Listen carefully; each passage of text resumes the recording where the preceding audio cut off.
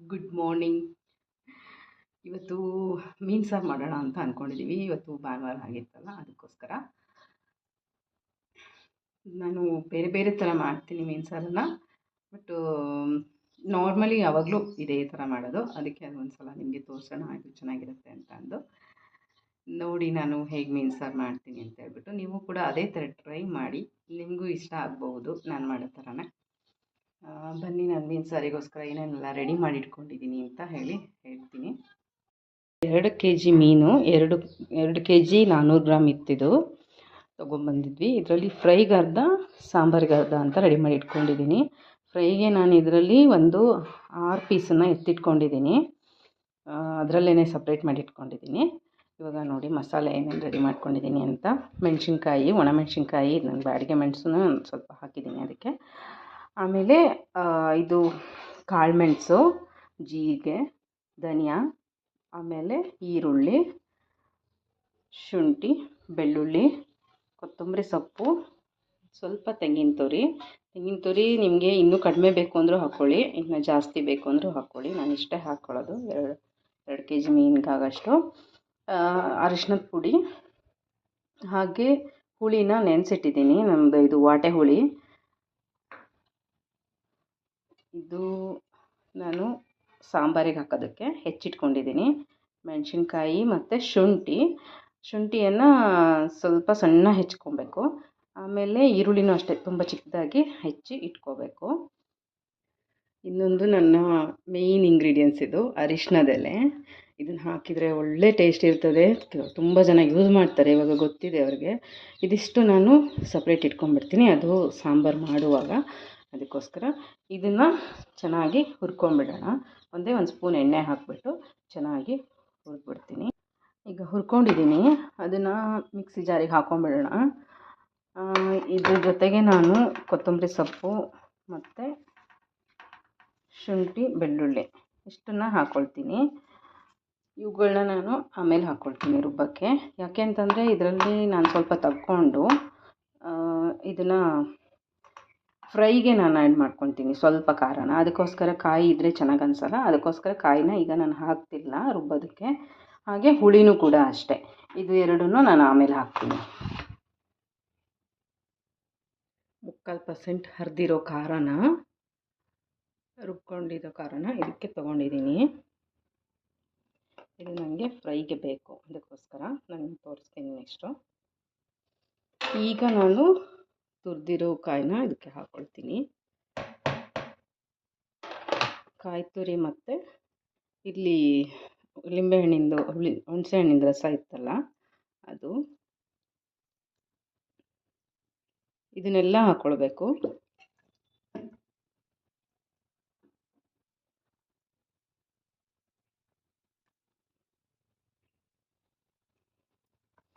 ಹಾಗೆ ಸ್ವಲ್ಪ ಹುಳಿ ರಸನ ಅದಕ್ಕೆ ಹಾಕ್ಕೊಳ್ತೀನಿ. ಇದಿಷ್ಟು ಸಾಕು ನನಗೆ ಫ್ರೈಗೆ. ಇವಾಗ ಇದನ್ನು ನೈಸಾಗಿ ರುಬ್ಕೊಂಡ್ಬಿಡ್ಬೇಕು. ಈಗ ಒಂದು ಪಾತ್ರೆ ಇಟ್ಕೊಂಡಿದ್ದೀನಿ ಒಲೆ ಮೇಲೆ. ಕಾದಿದ ತಕ್ಷಣ ಎಣ್ಣೆ ಹಾಕ್ಕೊಳ್ತಾ ಇದ್ದೀನಿ.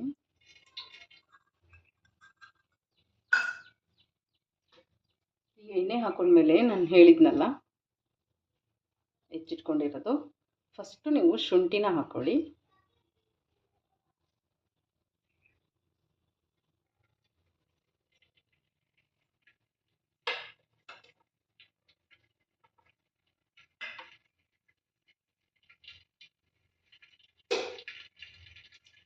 ಸ್ವಲ್ಪ ಶುಂಠಿ ಬೇಯಬೇಕು, ಇದು ಚೆನ್ನಾಗಿ ರೋಸ್ಟ್ ಆಗುತ್ತೆ ಇದರಲ್ಲೇ. ಬಹುಶಃ ಇದು ನನ್ನ ವಾಯ್ಸ್ ಇರ್ಬೋದು.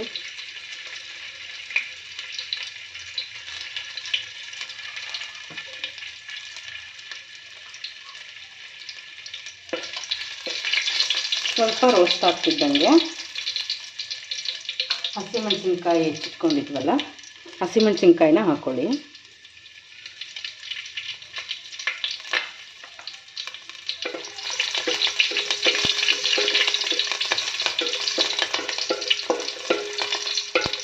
ಅದಾದಮೇಲೆ ಈರುಳ್ಳಿ ಹೆಚ್ಚಿಟ್ಕೊಂಡಿದ್ದನ್ನು ಹಾಕ್ಕೊಳ್ಳಿ.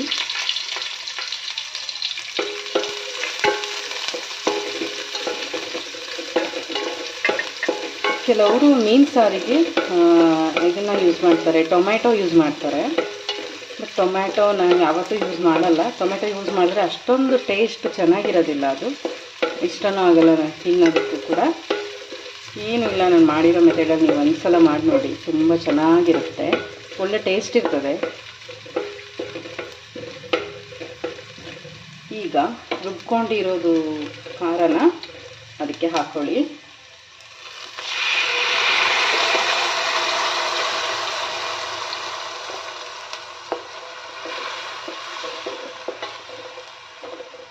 ಚೆನ್ನಾಗಿ ಮಿಕ್ಸ್ ಮಾಡಿ.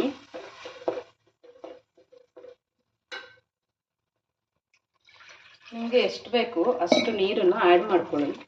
ಮಿಕ್ಸಿ ಜಾರ್ ತೊಳೆದಿರೋ ನೀರನ್ನು ನಾನು ಫಸ್ಟ್ ಇಲ್ಲಿ ಆ್ಯಡ್ ಮಾಡ್ತಾಯಿದ್ದೀನಿ.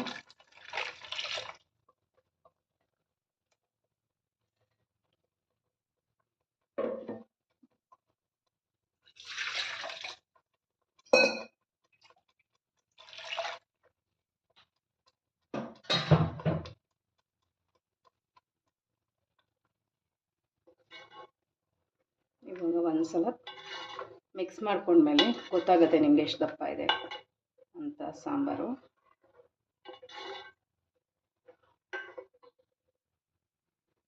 ಈಗಲೇ ನಾನಿಲ್ಲಿ ಇನ್ನೊಂದು ಸ್ವಲ್ಪ ನೀರನ್ನು ಆ್ಯಡ್ ಮಾಡ್ಕೊಳ್ತೀನಿ. ತುಂಬಾ ತೆಳ್ಳಗೆ ಮಾಡ್ಕೊಬೇಡಿ, ಮೀನು ಸಾರು ತುಂಬ ಟೇಸ್ಟಿ ಅನಿಸಲ್ಲ. ಅದು ಮೀನೇ ಬೇರೆ ಸಾರೇ ಬೇರೆ ಆಗಿಬಿಡುತ್ತೆ. ಮೀನು ಸಾರು ತುಂಬ ತೆಳ್ಳಗಿದ್ರೆ ಚೆನ್ನಾಗಿ ಅನಿಸೋದಿಲ್ಲ, ಅದಕ್ಕೋಸ್ಕರ ನೋಡ್ಕೊಳ್ಳಿ. ಇಷ್ಟು ದಪ್ಪ ಇದೆ, ಇನ್ನು ಬೇಯ್ತಿದ್ದಂಗೆ ಇನ್ನೂ ಅದು ಗಟ್ಟಿ ಆಗುತ್ತೆ. ಅದಕ್ಕೋಸ್ಕರ ನಾನಿಲ್ಲಿ ಜಾಸ್ತಿ ನೀರನ್ನು ಹಾಕ್ಕೊಳ್ತಾ ಇದ್ದೀನಿ. ಹಾಗೇ ಇದು ತಲೆ ಇರುತ್ತಲ್ವ ಮೀನಿಂದು, ಅದು ಬೇರೆ ತುಂಬ ದಪ್ಪ ಇರುತ್ತೆ ಅಲ್ಲ ತಲೆ, ಅದಕ್ಕೋಸ್ಕರನೂ ಕೂಡ ನೀರು ಬೇಕಾಗುತ್ತೆ. ಈಗ ನಾನು ಅರಿಶಿನದ ಪುಡಿ ಹಾಕ್ಕೊಳ್ತಾ ಇದ್ದೀನಿ. ಹಾಗೆಯೇ ಉಪ್ಪು ನಾನು ನೋಡಿ ಇದೇ ಅಳತೆನಲ್ಲಿ ಹಾಕೋದು, ಕೈಯಲ್ಲೇ. ನಿಮಗೆ ಹೇಗೆ ಅನಿಸುತ್ತೆ ಆ ಥರ ನೀವು ಯೂಸ್ ಮಾಡ್ಕೊಳ್ಳಿ. ಆಮೇಲೆ ಇನ್ನೊಂದು ಸ್ವಲ್ಪ ಉಪ್ಪನ್ನ ನಾನು ಆ್ಯಡ್ ಮಾಡ್ತೀನಿ. ಹಾಗೆಯೇ ಇದು ಚೆನ್ನಾಗಿ ಕುದಿಬೇಕು. ಆದಮೇಲೆ ನಿಮಗೆ ಇದ್ರದ್ದು ಟೇಸ್ಟ್ ಹೇಗಿದೆ ಅಂತ ನೋಡಿಕೊಂಡು ಖಾರ ಬೇಕಾ ಉಪ್ಪು ಬೇಕಾ ಅಂತ ನೋಡಿ ಸೇರಿಸ್ಕೋಬೋದು. ಇದು ಚೆನ್ನಾಗಿ ಕುದೀಲಿ. ಹಾಗೆಯೇ ಒಂದು ಪ್ಲೇಟನ್ನು ಮುಚ್ಚಿಬಿಟ್ಟು ಇಟ್ಬಿಡೋಣ, ಚೆನ್ನಾಗಿ ಕುದೀಲಿ. ಇಲ್ಲಿ ನಾನು ಫ್ರೈಗೆ ರೆಡಿ ಮಾಡಿಟ್ಕೊಂಡಿದ್ನಲ್ಲ, ಎತ್ತಿಟ್ಕೊಂಡಿದ್ನಲ್ಲ ಇದು ಖಾರ, ಅದಕ್ಕೆ ನಾನು ಈಗ ಅರಿಶಿನದ ಪುಡಿ ಆ್ಯಡ್ ಮಾಡ್ತೀನಿ. ನಾನು ರುಬ್ಬೋದಕ್ಕೆ ಅರಿಶಿನದ ಪುಡಿ ಹಾಕಿರಲಿಲ್ಲ, ನೀವು ರುಬ್ಬುವಾಗ ಹಾಕಿದರೆ ಇದಕ್ಕೇನು ಆ್ಯಡ್ ಮಾಡಬೇಕಾಗಿಲ್ಲ. ಹಾಗೆ 2 ಸ್ಪೂನ್ ಆಗೋಷ್ಟು ಅಕ್ಕಿ ಹಿಟ್ಟು ತೊಗೊಂಡಿದ್ದೀನಿ, ಅಕ್ಕಿ ಹಿಟ್ಟನ್ನು ಹಾಕ್ಕೊಳ್ತೀನಿ. ಇದು ಒಳ್ಳೆ ಟೇಸ್ಟ್ ಕೊಡುತ್ತೆ. ನೀವು ಕಾರ್ನ್ ಫ್ಲೋರ್ ಬೇಕಾದರೂ ಯೂಸ್ ಮಾಡ್ಬೋದು. ಹಾಗೆ ಇಲ್ಲಿ ಹುಳಿ ರಸ ಅದನ್ನು ಹಾಕ್ಕೊಳ್ತಾ ಇದ್ದೀನಿ. ಹಾಗೆಯೇ ಉಪ್ಪನ್ನು ನೋಡಿಬಿಟ್ಟು ಹಾಕ್ಕೊಳ್ಳಿ. ಎಷ್ಟು ಮೀನನ್ನು ಎತ್ತಿಟ್ಕೊಂಡಿದ್ರಿ ಅದಕ್ಕೆ ತಕ್ಕಂಗೆ ಎಷ್ಟು ಉಪ್ಪು ಬೇಕು ಅಂತ ನೋಡಿಕೊಂಡು ಹಾಕ್ಕೊಳ್ಳಿ. ಹಾಗೆ ನಾನಿಲ್ಲಿ ಖಾರದ ಪುಡಿ ನಾನಿಲ್ಲಿ ಜಾಸ್ತಿ ಹಾಕ್ತೀನಿ, ಯಾಕೆಂತಂದರೆ ನಾನು ರುಬ್ಬಿರೋ ಖಾರ ಸ್ವಲ್ಪ ತೊಗೊಂಡಿದ್ದೀನಲ್ವ, ಅದಕ್ಕೋಸ್ಕರ. ಬೇರೆ ಯಾವುದೇ ಇದನ್ನು ನಾನು ಫ್ಲೇವರ್ನಾಗಲಿ ಯಾವುದನ್ನು ಆ್ಯಡ್ ಮಾಡಲ್ಲ. ಸೊ ಇದು ಮೆಣಸಿನ ಪುಡಿ ಮಾತ್ರ ಅಷ್ಟೇ. 3 ಸ್ಪೂನ್ ತೊಗೊಂಡಿದ್ದೀನಿ, ಇದು ಚಿಕ್ಕದಿದೆ ಸ್ಪೂನು. 3 ಸ್ಪೂನ್ ಸಾಕಾಗುತ್ತೆ, ಬೇಕು ಅಂದರೆ ಇನ್ನೂ ಹಾಕ್ಕೊಳ್ಳಿ. ಈಗ ನಾನು ಇದನ್ನು ಚೆನ್ನಾಗಿ ಮಿಕ್ಸ್ ಮಾಡ್ಕೊತೀನಿ. ನೀರು ಬೇಕು ಅಂದರೆ ನೀವು ಆ್ಯಡ್ ಮಾಡ್ಕೊಳ್ಳಿ, ಬೇಡ ಅಂದರೆ ಸಾಕಾಗುತ್ತೆ ಅನ್ನೋದಾದರೆ ಹುಳಿ ರಸದಲ್ಲೇ ಕಲಸಿ. ನೀವು ಇದಕ್ಕೆ ಕಾರ್ನ್ ಫ್ಲೋರ್ ಬೇಕಾದರೆ ಯೂಸ್ ಮಾಡ್ಬೋದು. ನಾನು ಕಾರ್ನ್ ಫ್ಲೋರ್ ಅಷ್ಟು ಯೂಸ್ ಮಾಡೋದಿಲ್ಲ.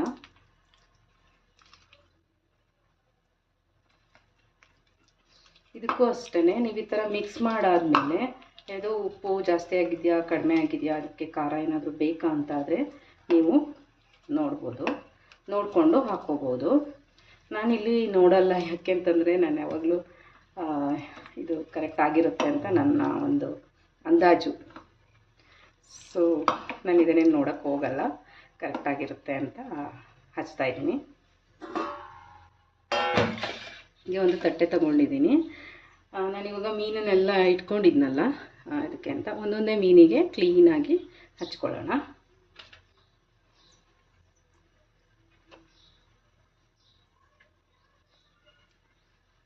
ತುಂಬ ಪೇಷನ್ಸ್ ಬೇಕಾಗುತ್ತೆ ಅಡುಗೆ ಮಾಡೋದಕ್ಕೆ. ಪೇಷನ್ಸೇ ಮೇಯ್ನು.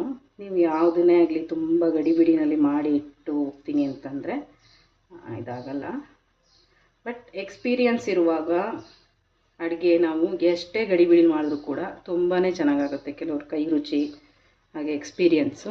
ನೋಡಿ ಇಷ್ಟು ನೀಟಾಗಿ ಹಚ್ಚಿಬಿಟ್ಟು ಸಪ್ರೇಟ್ ಒಂದು ಪಾತ್ರೆಯಲ್ಲಿ ನಾನು ಇಡ್ತಾಯಿದ್ದೀನಿ.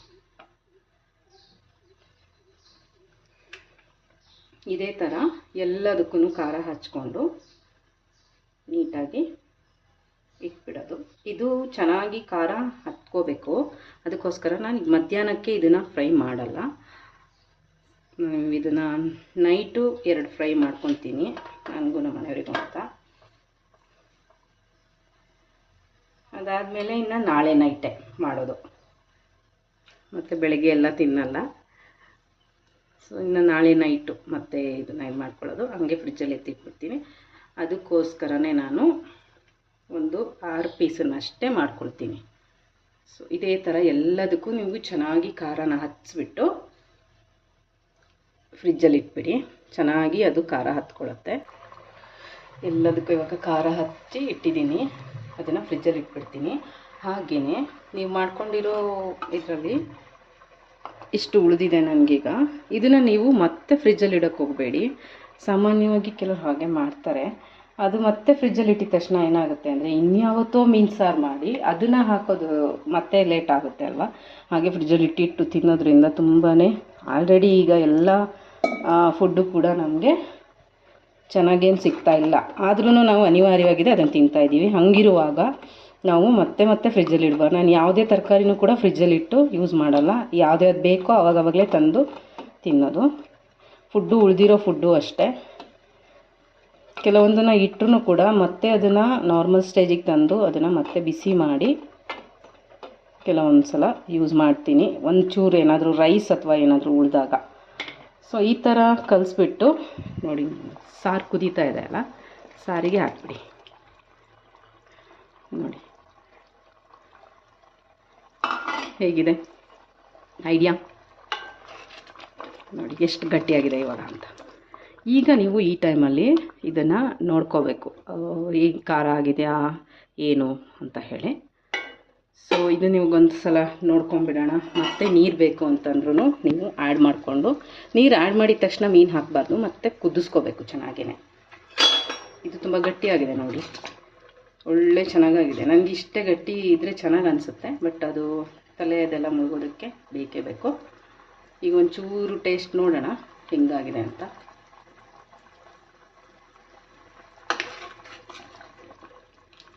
ಚೆನ್ನಾಗಾಗಿದೆ. ನಾವು ಸ್ವಲ್ಪ ಜಾಸ್ತಿ ಖಾರ, ಅದಕ್ಕೋಸ್ಕರ ಸ್ವಲ್ಪ ಖಾರನ ಆ್ಯಡ್ ಮಾಡ್ತೀನಿ.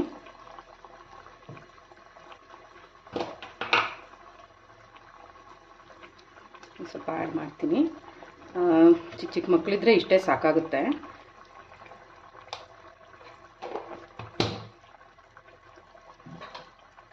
ನಿಮಗೆ ಇನ್ನೊಂದು ಸ್ವಲ್ಪ ನೀರು ಬೇಕು ಅಂತಂದರೂ ಕೂಡ ಆ್ಯಡ್ ಮಾಡ್ಕೊಳ್ಳಿ. ಅದು ಇನ್ನೂ ಕುದಿಯೋಕ್ಕೆ ಇದೆ, ಅದಕ್ಕೋಸ್ಕರ ಇಷ್ಟು ನೀರನ್ನು ನಾನು ಆ್ಯಡ್ ಮಾಡ್ತೀನಿ. ಮತ್ತು ಇದು ಕುದಿಬೇಕು.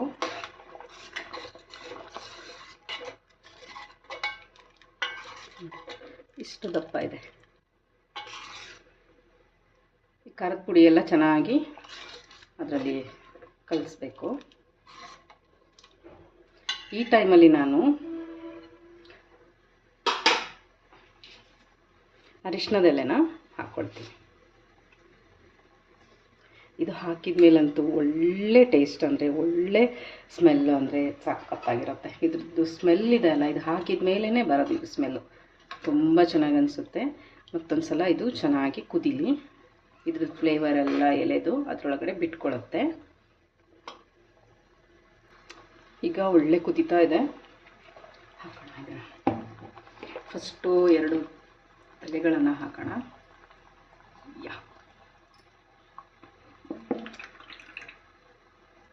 ಈ ನೀರು ಸಮೇತ ಹಾಕಬಾರ್ದು, ಅದು ಮೇಯ್ನು. ಆ ನೀರಿದೆಯಲ್ಲ ಅದನ್ನೆಲ್ಲ ಹಾಕಕ್ಕೆ ಹೋಗ್ಬಾರ್ದು. ಎಲ್ಲ ಮೀನುಗಳನ್ನ ಅದರೊಳಗಡೆ ಹಾಕ್ಕೊಂಡ್ಬಿಡೋಣ.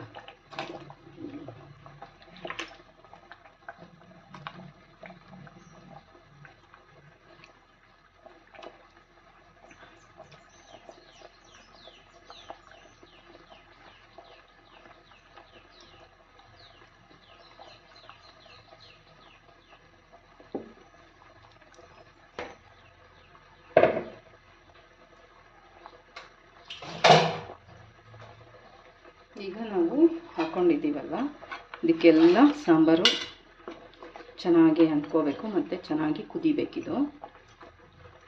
ಆದರೆ ತುಂಬ ಹೊತ್ತು ಕುದಿಸೋಂಗಿಲ್ಲ. ಇದು ಮೀನಲ್ವ ಬೇಗ ಬೆಂದ್ಕೊಳ್ಳುತ್ತೆ, ಅದಕ್ಕೋಸ್ಕರ ಮತ್ತು ಮುಚ್ಚಿಟ್ಟಿಟ್ಬಿಡೋಣ. ಚೆನ್ನಾಗಿ ಬೆಂದ್ಕೊಳ್ಳಿ ಇದು.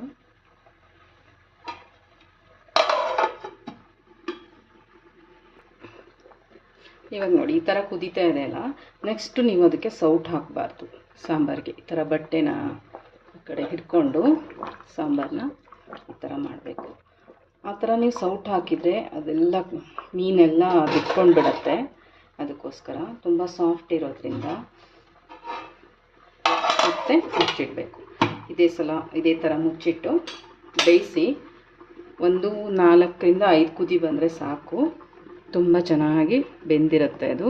ನೋಡಿ ನೀವು ಇದೇ ಥರ ಮೆಥಡಲ್ಲಿ ಮಾಡಿ, ನಿಮಗೂ ಇಷ್ಟ ಆಗುತ್ತೆ. ತುಂಬ ಈಸಿ ಇದೆ. ಬಟ್ ಫಸ್ಟ್ ಟೈಮ್ ಇದು ನೋಡ್ತಾ ಇರೋರಿಗೆ ಎಷ್ಟೊಂದು ಟೈಮ್ ಆಯಿತು ಅಂತ ಅನಿಸುತ್ತೆ. ಬಟ್ ಮಾಡ್ತಾ ಹೋದರೆ ತುಂಬಾ ಈಸಿ ಇದೆ. ಇದಕ್ಕೆ ನಾನು ರೈಸ್ ಮಾಡ್ತೀನಿ ಅಷ್ಟೇ. ಇದಕ್ಕೆ ರೊಟ್ಟಿ ಅದೆಲ್ಲ ತುಂಬ ಚೆನ್ನಾಗಿ ಅನಿಸುತ್ತೆ. ಕಡುಬು ನನಗೆ ತುಂಬ ಇಷ್ಟ ಆಗುತ್ತೆ ಮೀನು ಸಾರಿಗೆ. ಜಾಸ್ತಿ ಮೀನನ್ನೇ ಯೂಸ್ ಮಾಡೋದು ನಾವು. ಆದರೆ ನಾವು ಸಮುದ್ರದ ಮೀನನ್ನು ಜಾಸ್ತಿ ತಿಂತೀವಿ. ಒಂದೊಂದು ಸಲ ಅಷ್ಟೇ ನಾವು ಈ ಥರ ಹೊಳೆ ಮೀನನ್ನು ತಿನ್ನೋದು.